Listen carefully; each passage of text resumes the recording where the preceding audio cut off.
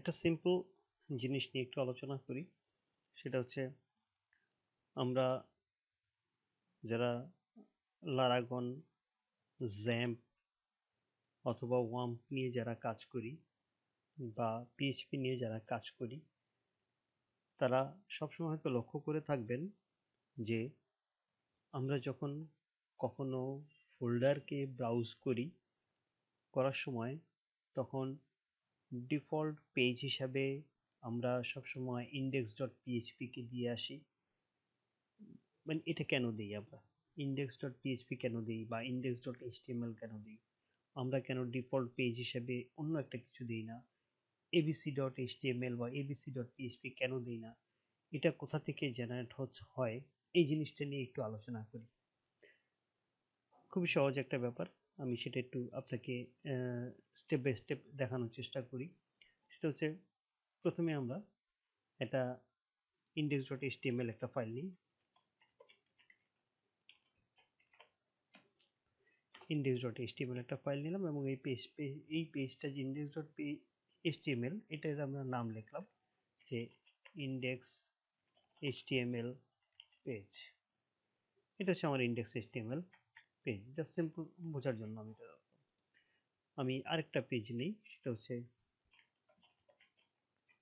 PHP একটা page নিলাম। আমি এটাকে লিখলাম index.php পেজ। আমি আরেকটা পেজ নিই এখানে abc.php পেজ। এটা আমার স্যাম্পল নামে একটা ফোল্ডার আছে, স্যাম্পল ফাইল নামে একটা ফোল্ডার আছে। সেই স্যাম্পল ফাইল নামে ফোল্ডারের ভিতরে আমি এই তিনটা পেজ নিয়েছি। আমি যদি এখন স্যাম্পল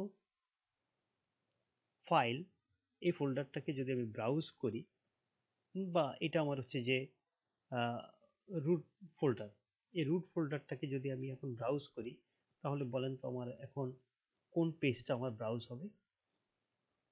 হ্যাঁ, ইনিশিয়ালি ঠিকই ধরতে পেরেছেন। এটা হচ্ছে প্রথমে আমার ব্রাউজ হবে হচ্ছে যে index.html পেজটাই ব্রাউজ হবে। কেন হবে? কোত্থেকে আসবে? কেন abc.php টা ব্রাউজ হবে না? কারণ এটা তো ফাইলের শুরুতে দেখাচ্ছে। ওকে, আগে দেখে আসি। আমার লারাগনটাকে আমরা রান করি। লারাগনে আমাকে সার্ভিসগুলোকে রান করি আমি। অ্যাপাচিটা আমার রান হয়ে গেছে। যেহেতু অ্যাপাচি রান হয়ে গিয়েছে, আমি এখন আমাদের কাঙ্ক্ষিত ফোল্ডারটাকে রান করি।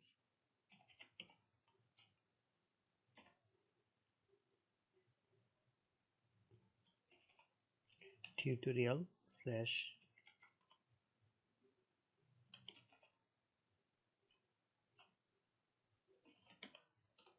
Sample file. আমি স্যাম্পল ফাইলটাকে ব্রাউজ করেছি। দেখেন index.html ফাইলটা আমার ব্রাউজ হয়েছে। কেন আমার index.html পেজটা ব্রাউজ হয়েছে? এনিওয়ে, আমি একটা কাজ করে দিয়ে আসি। index.html ফাইলটাকে আমি রিনেম করে আসি। index.html যে ফাইলটা আছে এটাকে আমি রিনেম করে দিই। এটাকে রিনেম করে আমি এখানে লিখি দিলাম। এখন কি হবে? এখন যদি আমি এখানে ব্রাউজারে রিফ্রেশ দিই, তাহলে কি হবে? আসুন রিফ্রেশ দিই। খেয়াল করুন, লক্ষ্য করুন, এটা আছে কিন্তু index.html পেজ। এখানে কিন্তু আমার কোনো ফাইলের নাম আসেনি।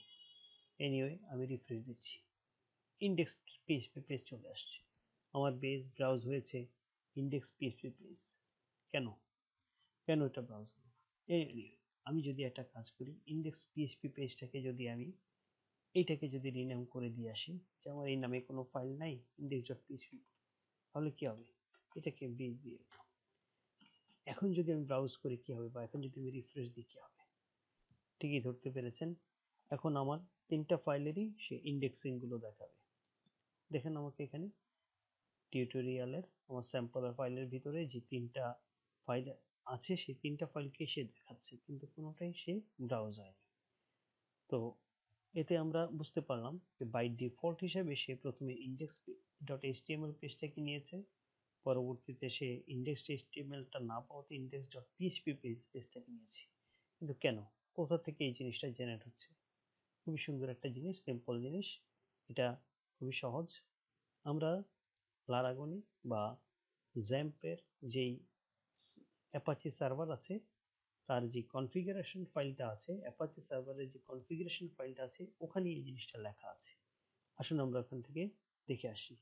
পিএইচপি বা অ্যাপাচির ভিতরে আমার এই যে httpd-conf যে ফাইলটা আছে এখানে ভিতরে আপনি সার্চ করুন যে কন্ট্রোল F ডিরেক্টরি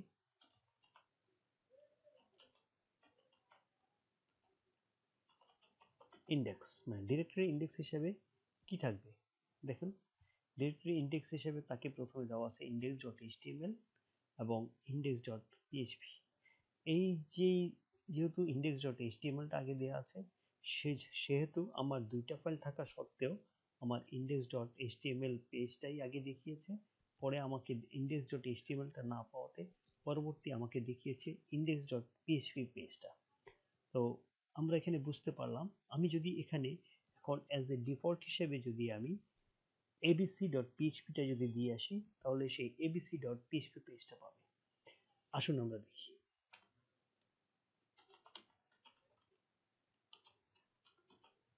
এখানে কোনো কিছু ফাইল আপনি আপডেট করলে অবশ্যই আপনাকে অ্যাপাচিটাকে আবার রিলোড করতে হবে। অ্যাপাচিটাকে আপনাকে রিবুট করতে হবে অথবা রিলোড করতে হবে। আপনি এখান থেকে অ্যাপাচিটাকে আপনি আবার রিলোড করুন। অ্যাপাচি আপনার রিলোড হয়েছে। এখন লক্ষ্য করুন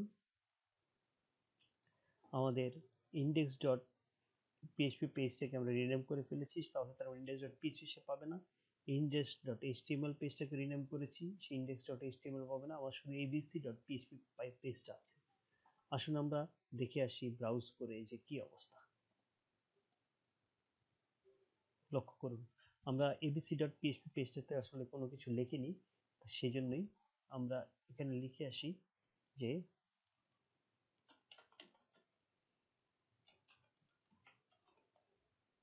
abc পেজ। এখন যদি আমরা রিফ্রেশ দিই, লক্ষ্য করতে পেরেছেন যে এবিসি পেজ।